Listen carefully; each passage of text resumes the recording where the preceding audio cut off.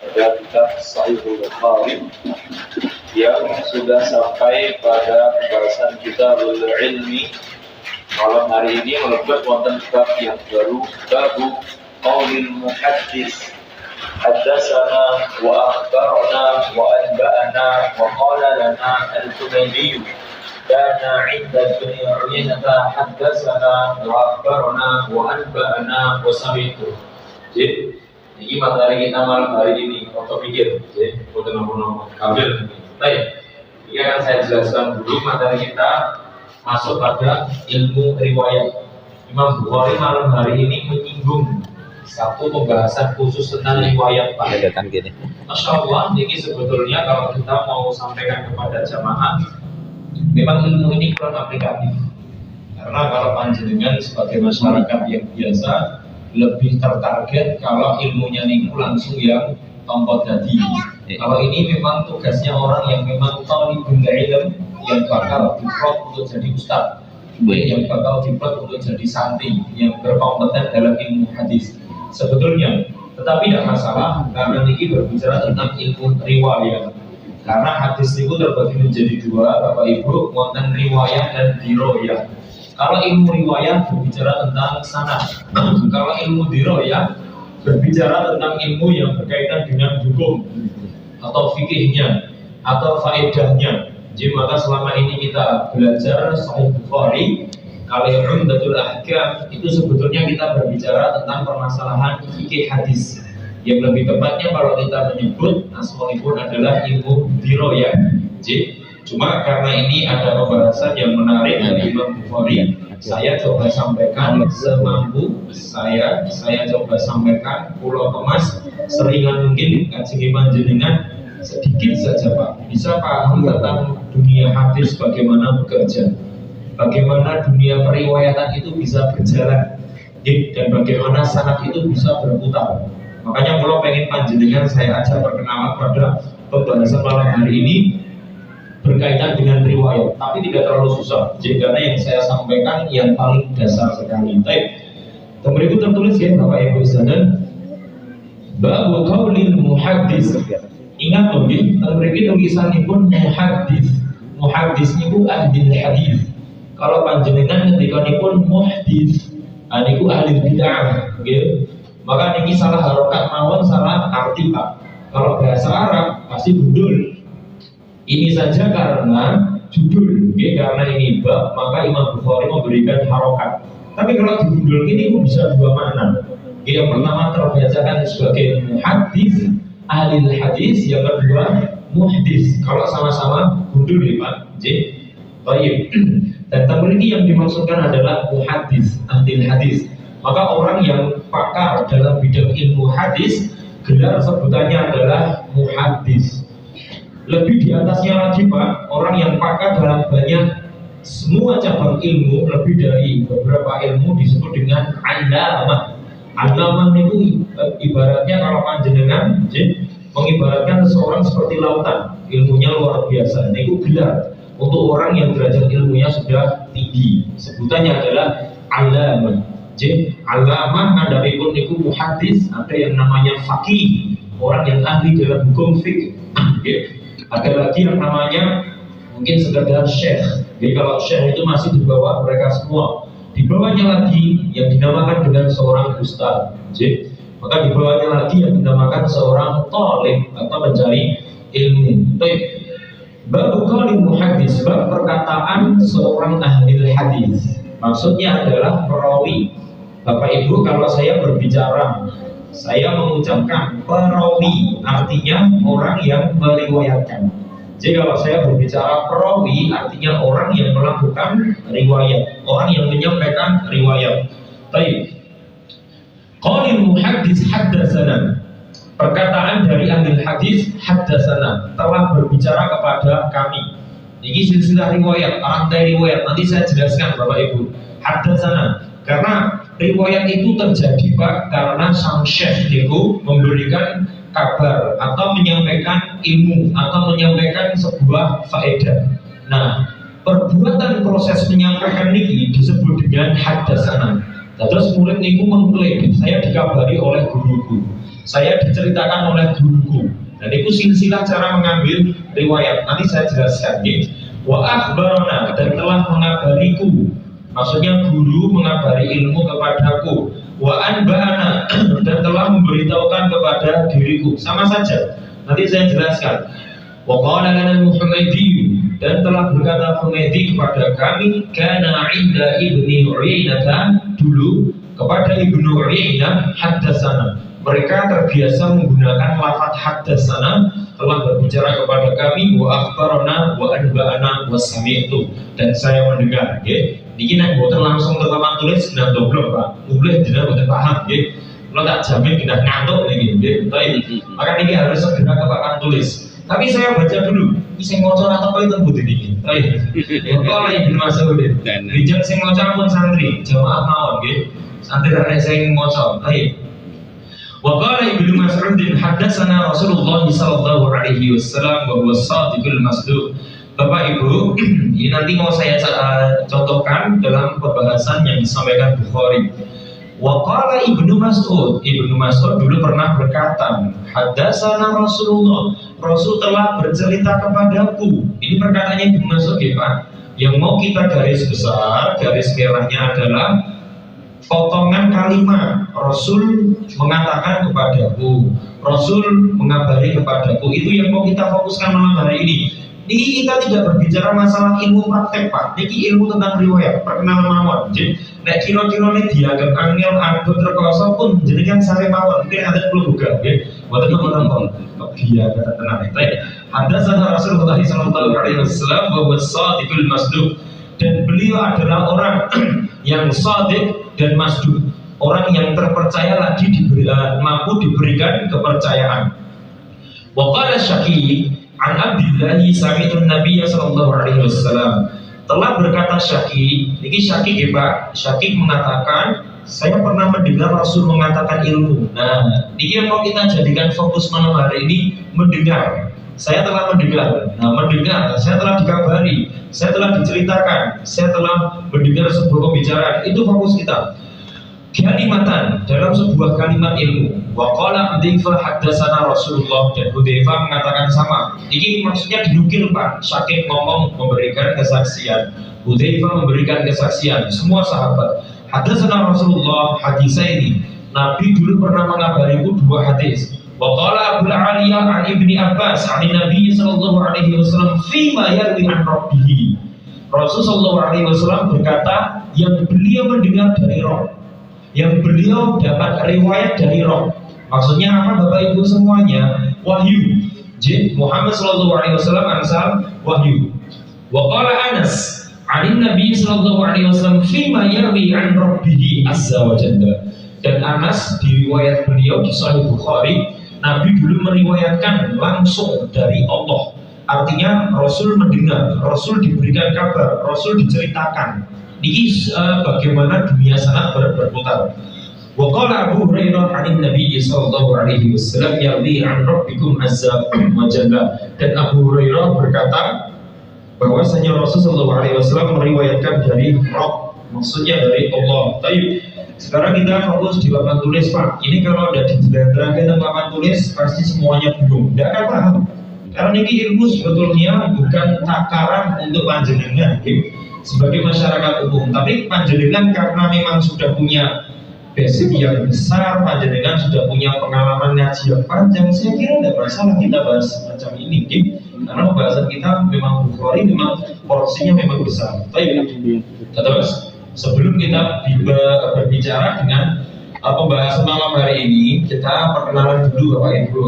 Bagaimana dunia sanad atau bagaimana dunia riwayat itu bekerja dan berjalan.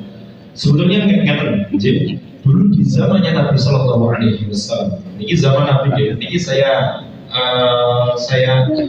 ikutkan panjenengan pada alur pemikiran yang mudah dulu, supaya terus langsung bisa mengambil maksudnya. Di zaman Nabi Sallallahu Alaihi Wasallam dulu Bapak Ibu, ketika Nabi masih hidup, saya berbicara ketika ketika Nabi masih hidup. Beliau itu kan hidup bersama sinten Bapak Ibu sahabat. Beliau itu hidup bersama sinten sahabat. Anggap saja kalau kita mau menggambarkan ini beliau Shallallahu Alaihi Wasallam, sahabatnya itu kodol gas datang, di sekitar Nabi Shallallahu Alaihi Wasallam. Anggap saja seperti itu. Nah, bagaimana dunia riwayat itu bisa berjalan? Ini kan anggap saja para sahabat ketika beliau itu hidup atau apa menyampaikan ilmu, maka ketika beliau masih hidup bersama dengan zamannya Nabi Shallallahu Alaihi Wasallam, ini sahabat dianggap saja ilustrasi.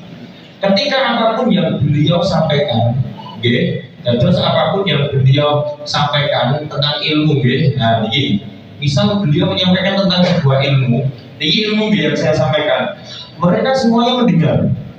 Mereka semua mendengar, Pak. Sahabat itu banyak yang mendengar dari ilmu Nabi. Tetapi tidak semuanya orang itu mau meriwayatkan, meneruski istafet.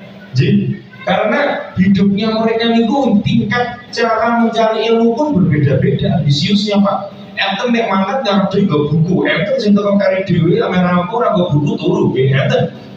Maka beda-beda. Enten sing senengane gemar linggo buri dhewe, enten sing teko ngarep dhewe, masyaallah. Enten sing udah tetep mangkat, enten sing udah mangkat. Semuanya ini sama seperti kita zaman hari ini. Selama beliau hidup, ilmu yang beliau sampaikan itu semuanya diserap dengan sahabat. Pak, sahabat itu nopo toh, Pak? Jadi sahabat maksudnya adalah sahabi. Sahabat itu maksudnya adalah teman, teman. Kenapa dinamakan sahabat?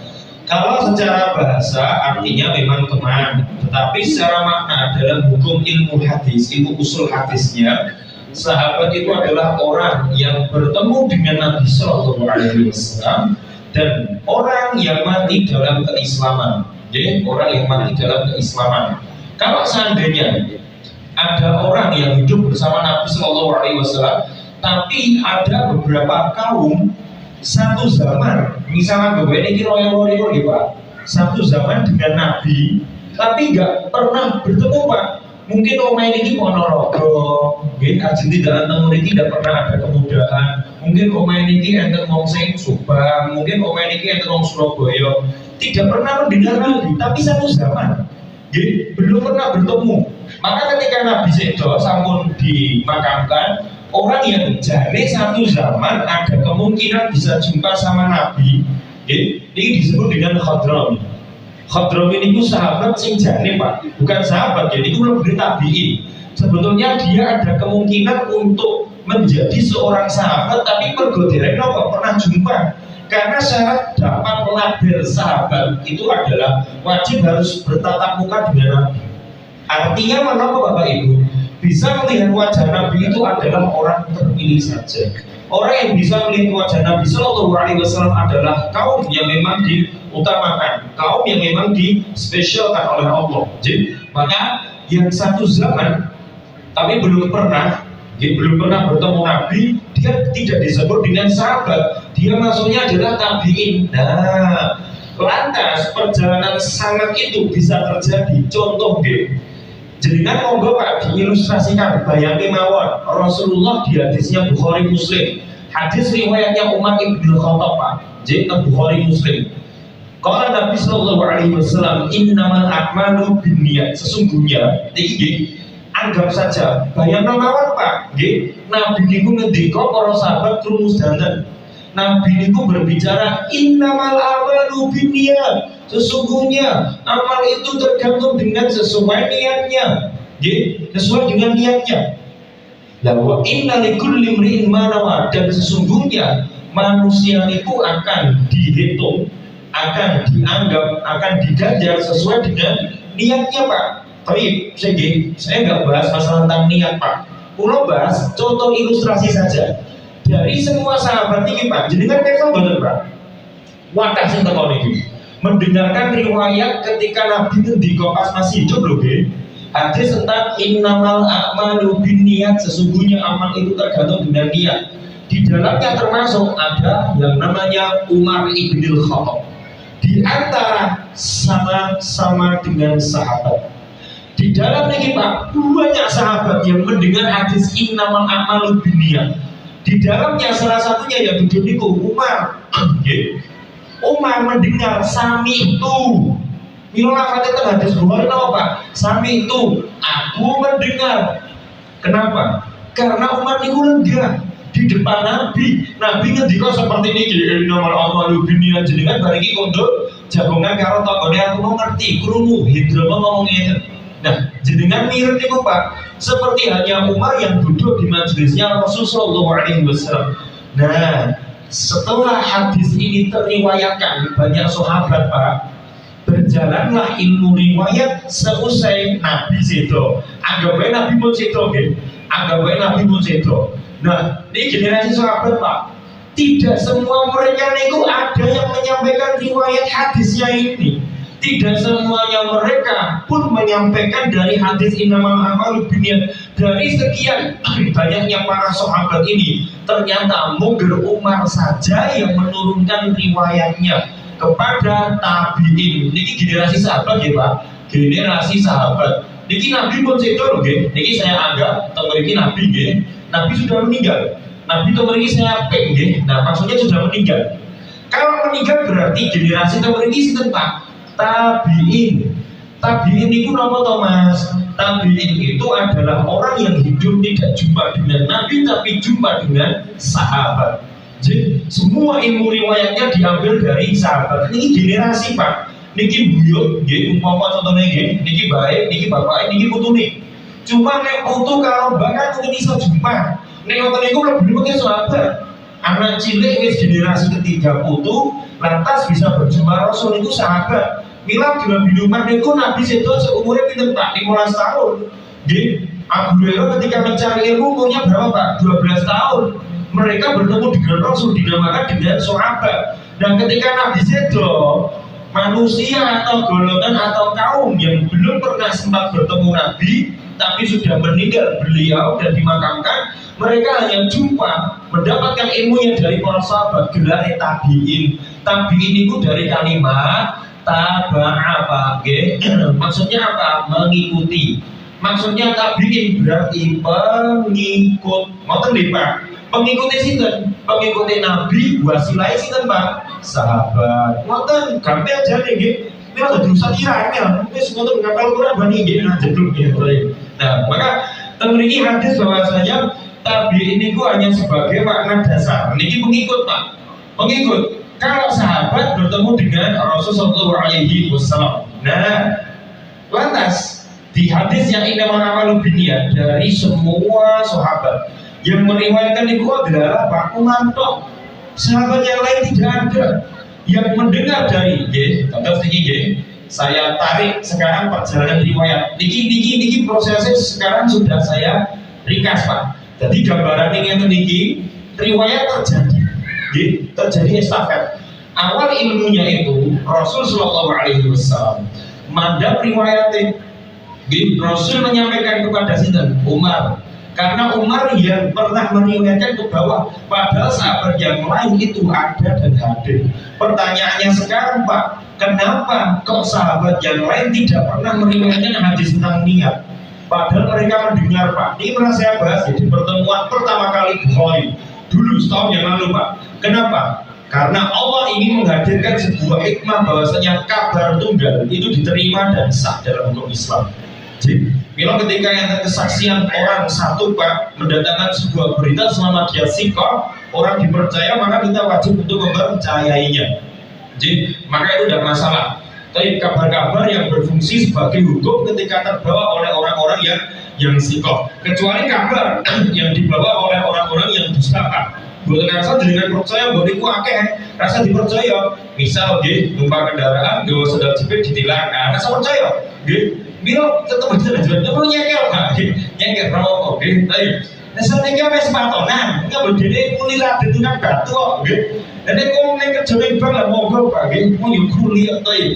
Aneh-aneh, gorone sopo, gorone tuh minta. Rasul, riwayat ibu Umar ibn Khattab. Umar dulu itu sahabat Pak. Umar adalah generasi sahabat. Dan sahabat Nabi itu generasi gitu. Nah, ketika Pak para sahabat itu sambung sedo Pak, ini orang-orang pada orang tabiin semua gitu cari ilmu kepada generasi para sahabat. Mereka sedo Pak, semua sahabat sedo. Digantikanlah yang namanya dengan atba'ut tabiin. Tulisannya nyata Pak, atba'u at-tabi'in, nggih, at-tabi'in. Nah niki gerak mereka atba tabi'in. Apa nek jenengan pengen gampil, tabi'ut tabi'in semuanya sama saja, nggih. Artinya apa Pak? Pengikut, nggih, dari pengikut, nggih, Nabi sallallahu alaihi wasallam. Tabi niku pengikut, tabi'in pengikut. Maksudnya pengikut-pengikut generasi setelahnya. Nah, ini mereka Pak, jadi mereka yang mencari ilmu, tapi tidak cuma dengan sahabat, hanya bisa mencari ilmu kepada guru generasi tabiin saja. Sahabat tidak jumpa Pak, nah karena nyata gitu, nah terus Umar itu pas ketika mendengar hadis ini amalu binniyat, di generasi tabiin yang mendengarkan itu hanya Alqamah ibni Waqqas al-Laisi. Alqamah ibni Waqqas niki semua dengan lafaz sami'tu. Sami'tu niku apa Pak? Saya mendengar. Loh, judulnya dengan hadis yang sekarang kita bahas, pembahasan dengan buku yang sedang kita berada di dalamnya. Sami'tu mriki sami. Saya mendengar. Artinya Umar niku ngomong, "Temriki enten Alqamah." Oh iya, tak catet. Nah, kalimatnya itu dikatakan dengan ada tahammul, cara penyampaian dari ilmu hadis. Nanti saya jelaskan. Alqamah niki adalah orang yang berada pada tabiin generasi yang sepuh, tabiin tua Pak, tabiin awal, kita agak tulisan awal, terus ini tabiin yang pertama, tabiin grup yang sepuh-sepuh. Jadi niku Alqamah bin Waqqas. Alqamah niku menyampaikan riwayat, nah Pak, tidak langsung melulu orang tabiin niku langsung jeblek teng tabiin, boten. Karena tabiin niku ada 3 golongan. Tabiin niku ada 3 golongan Pak. Pertama, tabiin awal, yang kedua tabiin tengah, yang ketiga tabiin akhir. Niki kalau awal itu yang grup tua, menengah itu sedang, yang dewasa. Kalau yang akhir itu adalah anak-anak yang muda-muda.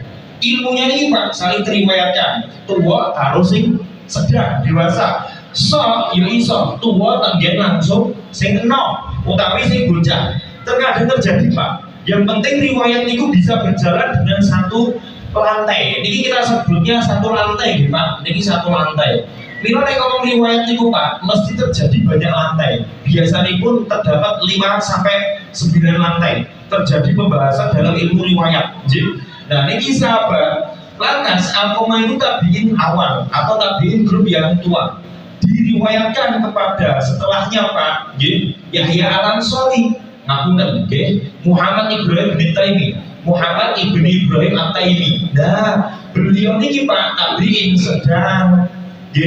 Muhammad bin Ibrahim at-Taimi meriwayatkan kepada di bawahnya Pak, nama ini pun Yahya al-Ansari. Yahya al-Ansari ini pun tabiin muda, sing tesih 6, tesih umur di bawah. Terus ini riwayatnya itu 3 lantai, satu generasi. Jadi satu generasi. Nah, baru pada mulai Pak, jadi Sufyan ibni Uyainah itu Pak bukan lagi tabiin, tabiin. Madab tabiin yang sudah di usia tua atau tabiin awal. Diriwayatkan terkadang namanya pun Humaidi Abu Bakar ibni Abdillah. Nah, ini beliau tabiin tapi bukan awal, yang muda. Baru Pak, soal memiliki beliau meriwayatkan kepada Imam Bukhari. Sampai Imam Bukhari meriwayatkan ke murid-muridnya Pak, sampai ke murid-muridnya hadirlah dan tibalah di tahun 2022. Siapa yang punya riwayat Bukhari hari ini? Nah, dia nanti meriwayatkan Pak dengan cara bagaimana? Tergantung sami itu seperti semuanya. Mila kalimat yang menunjukkan hadis itu dipundhut dengan cara menapa? Talaki. Sami itu aku krungu. Mergane menapa? Gurune niku marai, murid niku gatekno krungono nulis. Dan riwayat itu berjalan sampai hari ini bagi siapapun yang telah memegang sanad Sahih Bukhari. Jadi kalau tembusuan kata, santri di rumah semuanya dapat Bukhari ini Pak Muslim. Mereka tinggal 2 kitab ini semester ini selesai mereka kutip kitab. Jadi maka kalau tahun ini panjenengan cari siapa pemegang Bukhari, dia nanti meriwayatkan di tahun setelahnya. Nah, kalimat yang mereka bawa ini Pak, sami itu niki artinya adalah disebut dengan adab wa tahammul. cara proses ketika sanad itu berjalan dengan cara krungune saka guru, aku krungu guru ngendika ngeten. Itu disebut dengan sami itu, dan ini semuanya disebut dengan sanad. Nah, itu yang disebut dengan sanad. Mas, memang sanad itu penting banget toh Mas? Oh, penting banget Pak. Dan kenapa kok bisa dianggap penting sekali? Sanad itu kata Abdullah ibni Mubarak, Bapak Ibu, Abdullah ibni Mubarak. Beliau mengatakan al-isnadu minad-din. Sanad itu bagian daripada agama. Maka hari ini Bapak Ibu, putra jenengan yang bisa hafal Quran, kudu golek sanad. Sanad qiraah haruslah. Oh, dia hafal Quran. Misal putra panjenengan sudah selesai 30 juz, harusnya level tahap selanjutnya dia mencari sanad qiraah, entah niku qiraah dari Hafiz an Asim atau Kufi atau yang lainnya, banyak sekali. Dan itu semuanya berlaku dengan hukum yang dimana sudah ditetapkan dalam agama. Sanad bagian dari agama. Makanya Imam Bukhari niku nek meriwayatkan hadis niku sanate komplit. Hanya saja buku yang kita cetak ini kan versi Indonesia Bu, Pak. Tidak ada sanadnya, langsung dipotong. Masalahnya ini ditulis sanadnya, jenengan nonton, udah lah, wis mumet mikir Pak, langsung bundet toh, kebangetan mungkin kedawan. Makanya pun saya condong dengan buku ini cocok untuk panjenengan supaya menapa ketika buka langsung ketemu jenenge sahabat. Tapi kalau buku Arab asli nih Pak, soal dulu di Bukhari, di Ibnu Uyainah, Yahya Al-Ansari, semua muga Pak. Jadi, Milo kalau baca sanad itu pasti dari awal. Nah, saking Bukhari, meriki sampai tersambung dengan Rasulullah. Nah, setiap orang yang mendapatkan sanad mesti ada ijazahnya Pak. Ente ijazah. Jadi kan biasa ijazah SMP SMA sama ijazah dengan sanad hadis. Meriki mungkin tulisannya pripun? Sahihul Bukhari, ijazah bahwa dia sudah dapat sanad tersambung dengan Rasul. Mungkin terpergi Pak, saya telah membaca dari guru saya, misal katakanlah Fulan atau misal Ustaz Bais, atau saya punya, lantas dulu Ustaz Bais kali sinten gurunya di Sudan. Berjalan terus Pak, dari gurunya di Sudan, mungkin mereka mendapatkan riwayat dari guru-gurunya sampai tiba ke Bukhari meriwayatkan sampai dibolis tentang Rasul. Makanya orang memegang sanad itu adalah orang yang terpilih, orang yang memang mendapatkan rezeki kemudahan, dan ini disebut dengan ijazah sanad. Niki larang timbang jenengan S1, S2, S2, larang banget iki. Soalnya ramben kabeh wong niku iso angsal sanad Bukhari Pak, ijazah Bukhari. Nek pengen dadi ustaz ning Ibnu Umar rasane nggo ngasih ijazah terus Pak. Penting duwe sanad Bukhari tak tompo langsung ngajar insyaallah nggih. Gandene kula ngisi pengajian. Nek ada jenengan palsoni ya ora apa-apa nggih. Tinggal tak ketokno wae nggih, mboten napa-napa. Tapi mila niku disebut dengan sanad atau ijazah. Nah, mila niki sedang perjalanan yang disebut dengan sanad. Ad-dinu as-sanadu minad-din. Sanad itu bagian dari agama. Laula al-isnad laqala masya'a wa man sya'a. Seandainya jika tanpa sanad, maka orang akan bebas berbicara dan orang akan bebas dalam berkata. Kepada siapapun orang tidak akan pernah ada identitas. Maka kenapa Bukhari itu disebut kitab yang paling sahih Pak? Sekarang kita pengenalan dulu Pak. Kenapa Bukhari bisa disebut paling sahih? Ini pertanyaan bagus banget Pak. Kenapa? Karena Bukhari itu standar sanadnya tinggi. Beda dengan Imam Muslim, beda dengan Abu Dawud, Tirmidzi, Nasai, Ibnu Majah.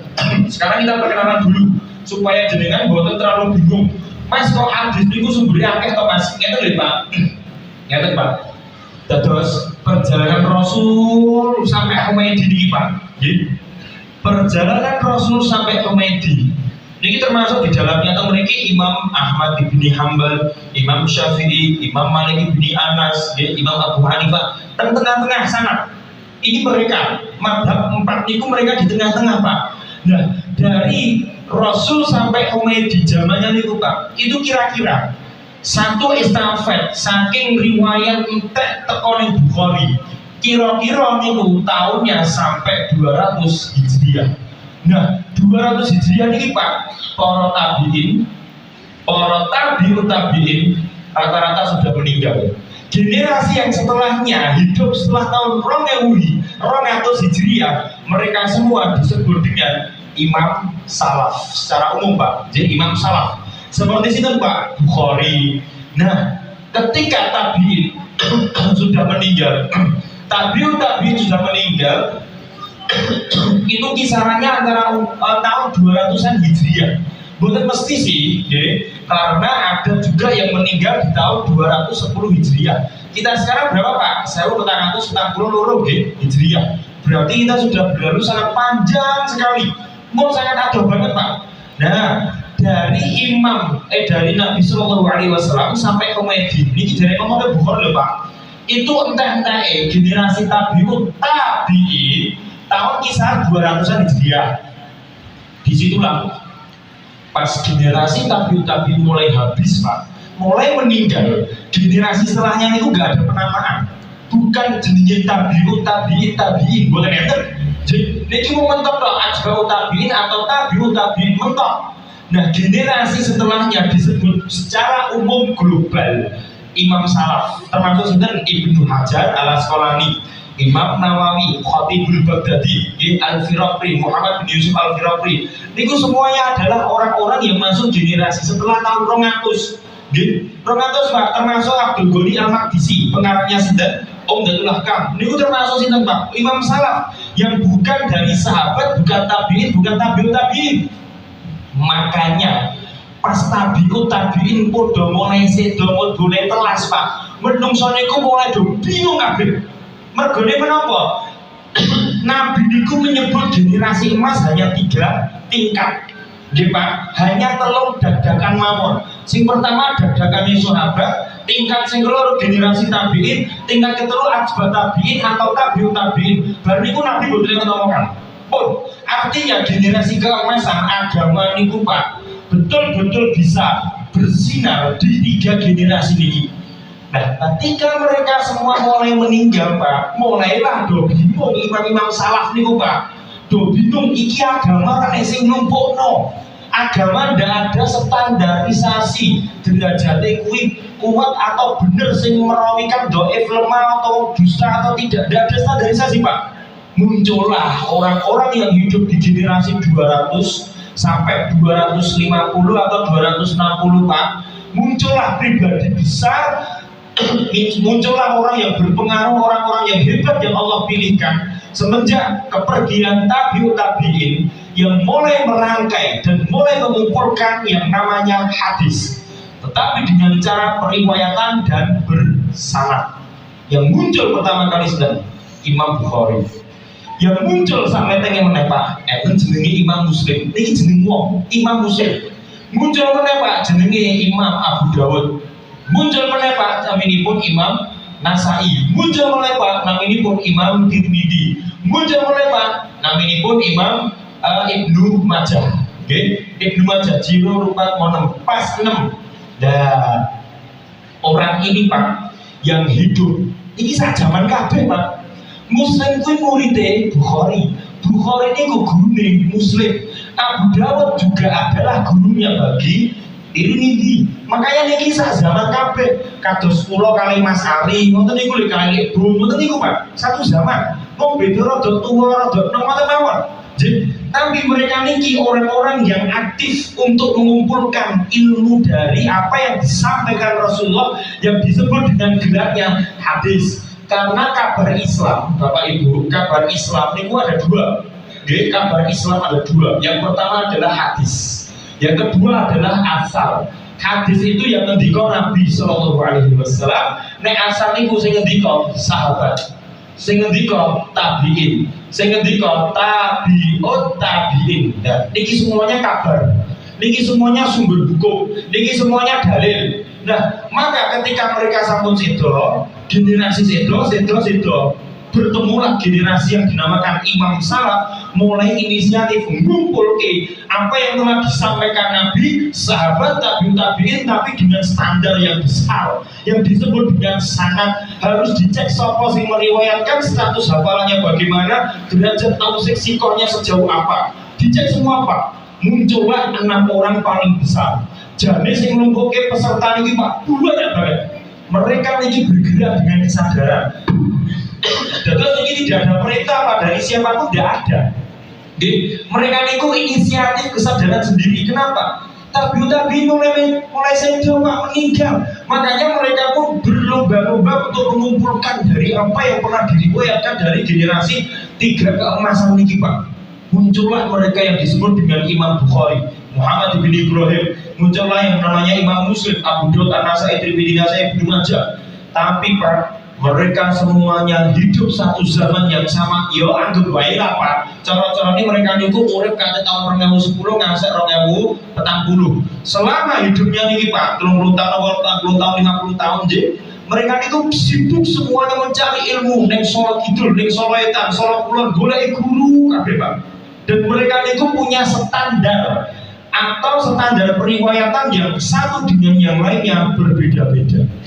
Jadi kayak biasa bukan 6 ini Pak. Nah ada lagi yang namanya Ad-Darimi, ada yang namanya Muwatta, ada lagi yang namanya Musnad. Ini masuk kategori hanya saja yang paling tenar dan dijadikan rujukan Islam global setelah Al-Quran itu adalah 6 kitab. 6 itu bahasa Arabnya adalah sitah. Kitab itu disebut dengan kutub. Milo istilah yang mungkin jenengan pernah dengar. Masya Allah, Mas Fulan, Ustadz Fulan pemegang sanad kutubus sitah. Berarti menapa? Kagungan sanad Bukhari, Muslim, Abu Daud, Nasai, Ibnu Tirmidzi, Ibnu Majah.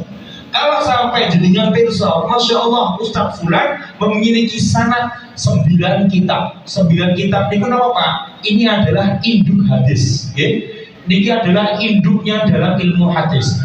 Yang ini adalah induk yang kedua atau ring kedua dalam ilmu hadis. Menungso nek sampun angsal 9 strategi loko biar Pak.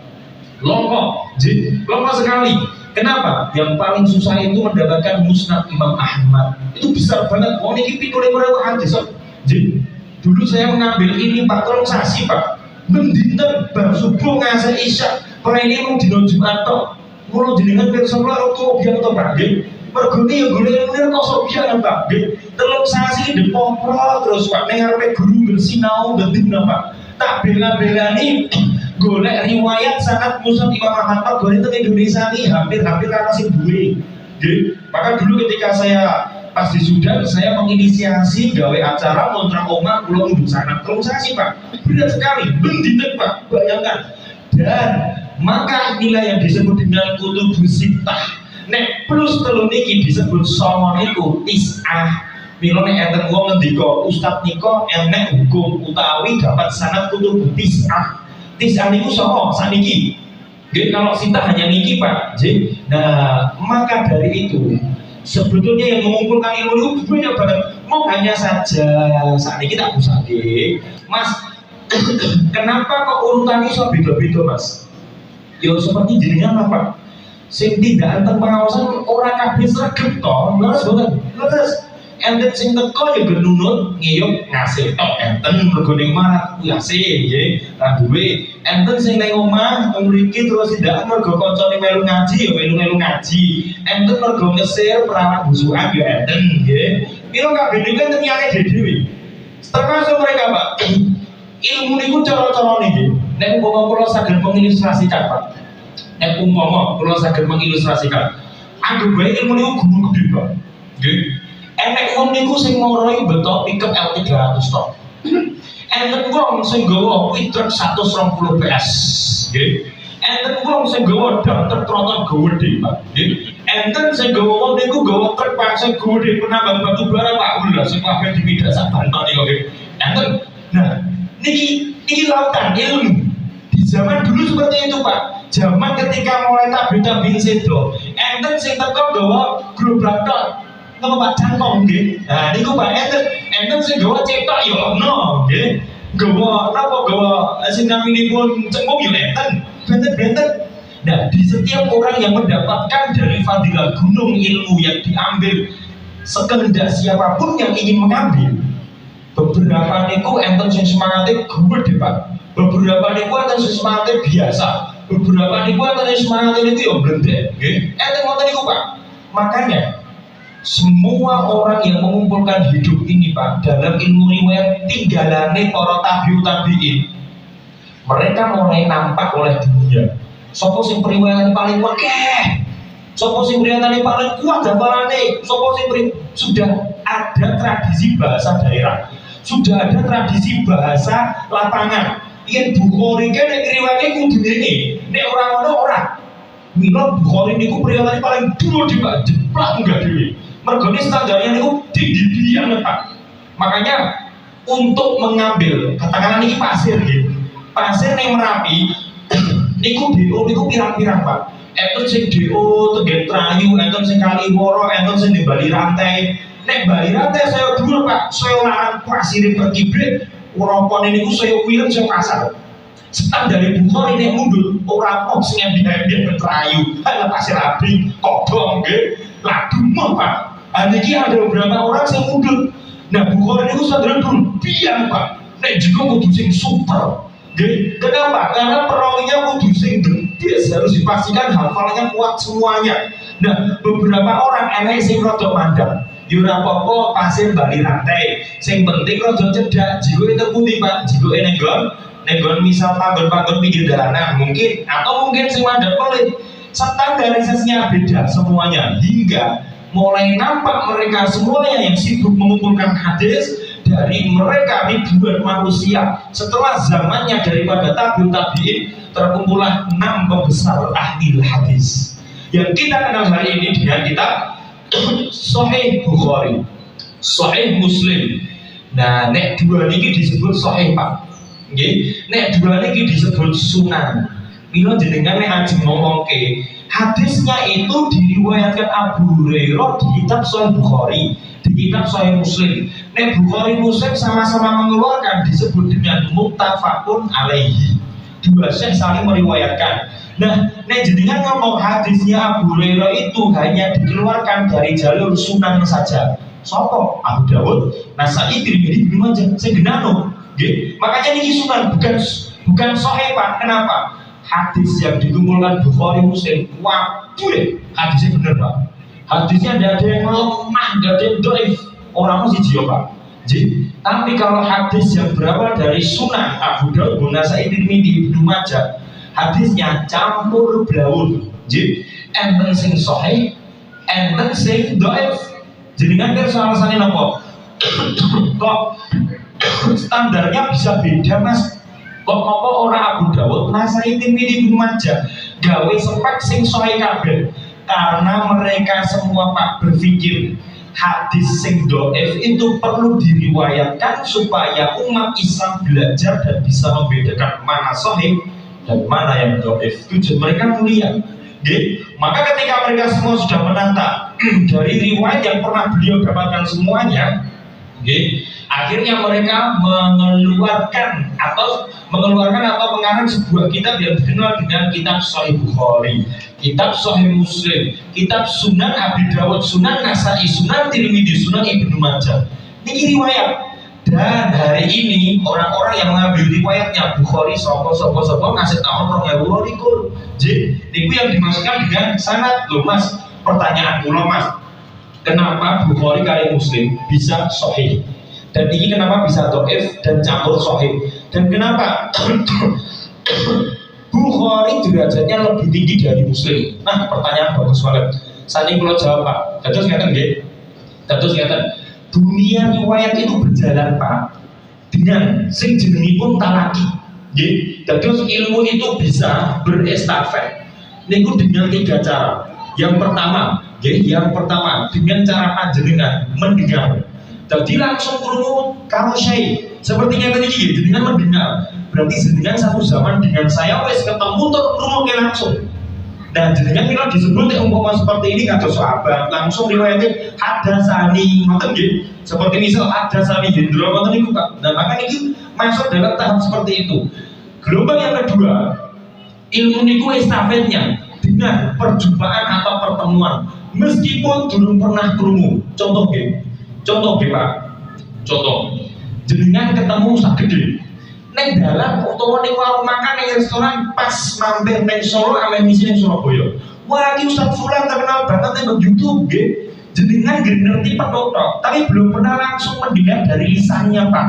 Aku meriwayatkan hadis ini, hadis itu. Jenengan dari pernah nanti. Mau jenengan krungu saka YouTube, mau jenengan krungu saka potongan video di Facebook. Nah, niku sudah dianggap sah hanya dengan pertemuan tanpa ada periwayatan atau mendengar. Yang terakhir dhewe, Pak. Niki yang mau saya rincikan untuk menjawab kok apa Bukhari luwih dhuwur speknya timbang Muslim. Yang terakhir sendiri satu zaman, tapi tidak pernah ada pertemuan, tapi tidak pernah yang namanya mendengar. Contoh, contoh, misal Tenggen Al-Badri tahun 2022 ada pembahasan yang namanya Kitab Sahih Bukhari. Seandainya kula meriwayatkan ini, Pak, kula akan berikan panjenengan syaratnya bisa. Nek wis rampung insyaallah 80 tahun meneh nggih. Mila pun sedori nggih. Sedua oke, sedawa. Nah, nek kula memberikan riwayat bisa. Nah, ternyata ada orang sing ketemu aku, misal kanca SMA, Pak, kanca SMA aku. Nek ora tau minggu karo aku, mungkin krungu saka YouTube saka apa nggih. Mila ketika dia dinisbahkan periwayatannya itu sah terjadi. Kanca SMA kula, kanca SMP kula mergo pernah petuk. Nggih, nek ora tau menimbang ilmu mendengar hadis langsung. Enten sing niku wong satu zaman. Nek ora tau petuk, ora tau mendengar.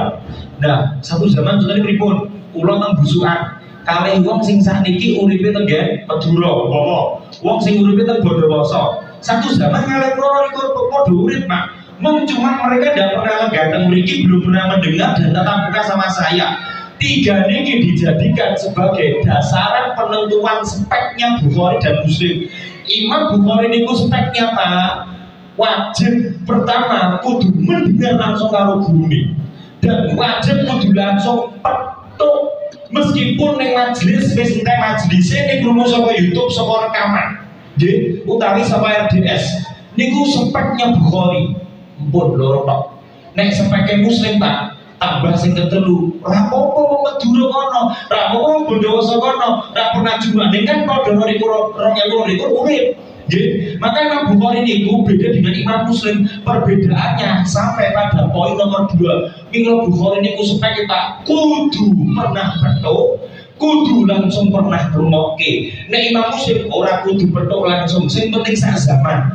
Mila sebagai Bukhari niku mensyaratkan luwih sadis, Pak.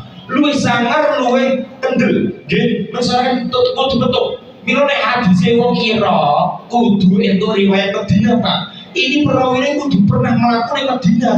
Nek Muslim boten wong kira meriwayatkan periwayatan dari guru Madinah.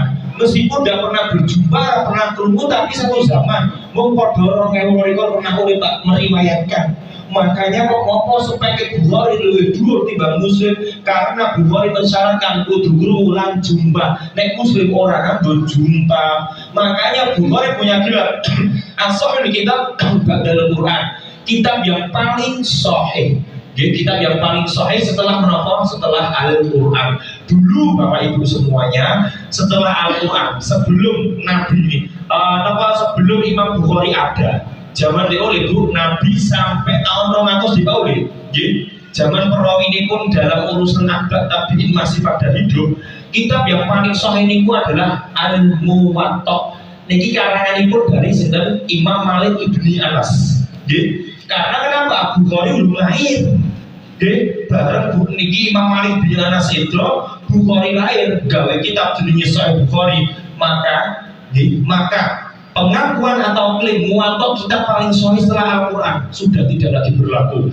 Ini sempat berlaku semenjak tahun dari 1150 Hijriah sampai 200 Hijriah. Kitab yang paling sahih setelah Al-Quran adalah Muwatta. Margoni menapa? Bukhari dari kita muncul lahir. Jadi Bukhari lahir itu tahun 198, Pak. Nabi lahir. Bukhari mengarang kitab Bukhari ini Pak di usia mulai 18 tahun, bisa suwe banget. Makanya ketika Bukhari lahir, jadilah kitab standarnya Bukhari paling dhuwur. Akhirnya Bukhari menjadi kitab induk yang paling besar. Nah, kalau Muslim meriwayatkan semua hadisnya sahih termasuk Bukhari. Maka Bukhari kalian Muslim itu hanya pecinta hadis yang sahih. Janjane Bukhari niku ya duwe riwayat enten riwayat palsu, riwayat ngapusi niku kathah. Beliau mendapatkan riwayatnya itu banyak sekali. Beliau niku dipilih-pilih. Beliau menyaring. Beliau niku hafal hadis pinten Bu? 600.000 hadis. Beliau. Tapi kalau Imam Ahmad bin Hanbal 1 juta hadis, masya Allah. Niki Imam Bukhari, saka 600.000 hadis dipundhut 7.613 hadis. Sing paling sahih. Liyane niku mung hasan lidatihi, hasan li ghairihi, enten sing dhaif, enten sing mungkar, enten sing mungkoti, enten sing mursal, enten sing mauquf. Banyak banget jenisnya. Mila dari 600.000 hadis, Bukhari hanya mengambil 7.600 tok hadis yang beliau taruh dalam Bukhari. Kenapa? Speknya Bukhari kudu sing paling sahih. Mila dinten niki nek jenengan pengen sinau Pak, entekno uripmu sinau Bukhari ta wis nang entek nggih. Tapi 7.600 hadis kok. Nggih, tambah nek jenengan mun khatam Muslim, wis jenengan enggak akan mungkin sibuk dengan hal yang lainnya Pak. Karena ilmu sing sahih lho Pak. Enten lan durung karuan saged rampung jenengan pahami, jenengan pelajari. Ngono disibukkan karo hadis-hadis sing dhaif, ngamake hadis sing dhaif, nggih, ngamake tentang riwayat-riwayat sing palsu, sing makdzub, sing mungkar, sing mungkote. Kenapa Pak kok hadis sing sahih mawon akeh lembah jenengan boten pelajari. Gandeng jenengan urusan hukum tahlilan nggih, jenengan hukum pancen nggih, jenengan hukum misalipun napa Pak Jamasan dilakoni jenengan golek Bukhari ora ono. Seandainya Bukhari meriwayatkan dan itu ada riwayat yang sahih Pak, mesti jamaah kajian Senin Jumat Ibnu Umar Pak, tak jaya isinan mesti Pak nggih. Dengan rawono, nek umpama kula mimpin surat Pak, surat Yasin ngoten wis genah nggih. Kula muni go berkat mesti Pak. Nggih, pokoke wong mati kudu nyuruh aku, hanya aku tak berkat saka jamaah nggih.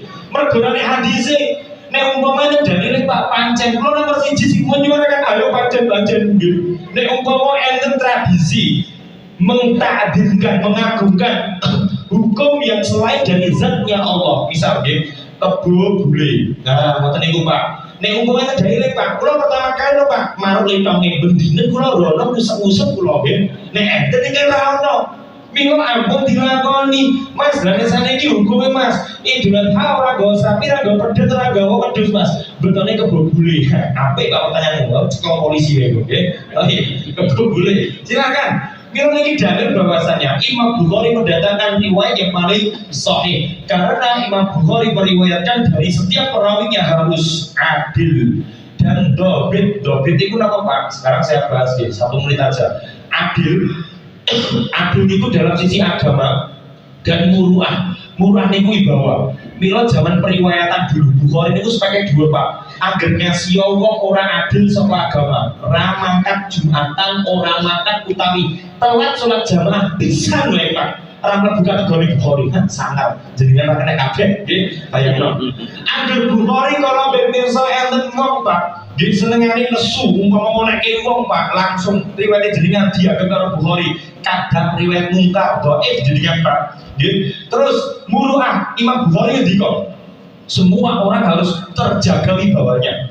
Agar wong nang muruan niku Pak bisa dilihat contoh beliau mencontohkan. Misal metu saka omah mangan ning nggon pasar.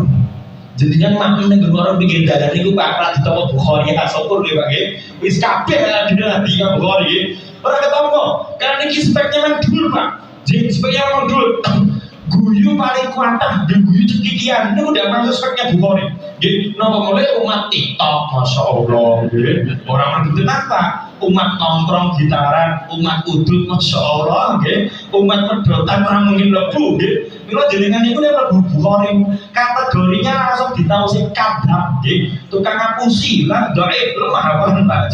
Bukan karena hafalan, meskipun jenengan itu hafalannya kuat banget.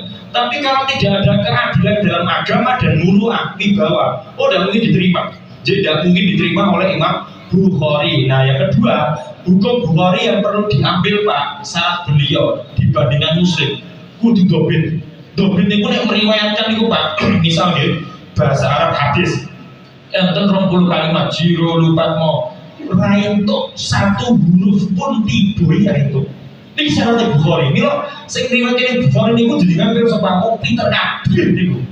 Jadi kan buka kitab Arab asli Pak. Umayyad Sufyan bin Uyainah itu pinter kabeh. Hafalane cerdas kabeh Pak. Bukhari karena dia membuka riwayat sing niku laleng dalam meriwayatkan. Wong tidur sahur kae tompo. Awake dhewe Pak tidur setahun pengajian ilmune blek ora tompo benar. Nggih. Piro nek mangkat juga buku nggih. Ampun nggih. Keblas mawon nggih. Dikatok-katoke lho. Piro nek Bukhari syaratnya adalah dhabit dan yang kedua adalah adil. Selain itu enggak. Kalau Muslim, Abu Daud, Nasai, Tirmidzi, Ibnu Majah lebih ringan. Okay? Maka ini perjalanan silsilah riwayat. Sebetulnya saya baru menyampaikan 5% dari apa yang mau saya sampaikan. Cuma dari itu telas, insya Allah kita lagi mengasal Tuhan. Salatu wassalamu ala nabiyina Muhammad.